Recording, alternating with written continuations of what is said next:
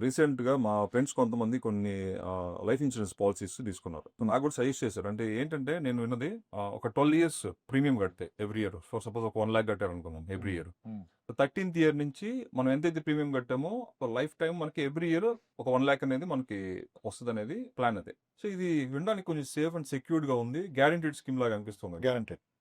So, దీని మీద మీ analysis ఏంటి? అంటే ఇది సేఫా? సేఫ్. ఏంటి? It is 100% safe. Hmm. But not right. వాళ్ళు ఏం చెప్తారంటే మీరు 12 ఇయర్స్ కట్టాక 1 year holiday sir. Next year నుంచి మీకు ఇప్పుడు మీరు 10 లాక్స్ ఎవ్రీ ఇయర్ కట్టారు కదా! హ్మ్. ఎవ్రీ ఇయర్ 10 లాక్స్ వస్తది లైఫ్ టైమ్. హ్మ్.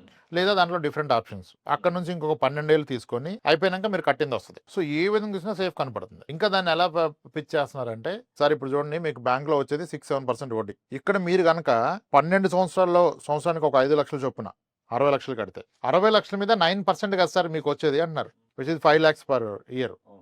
ఇక్కడ అందరూ మిస్ అయింది ఏంటంటే ఫస్ట్ పాయింట్ అసలు నేను 12 ఇయర్స్ కడితే నేను కట్టిన మొత్తం మీద నువ్వు 9% అంటున్నావు. అసలు నేను కట్టింది ఎందుకు పడుకుంటుంది? అప్పటిదాకా ఇది పెరగాలి కదా!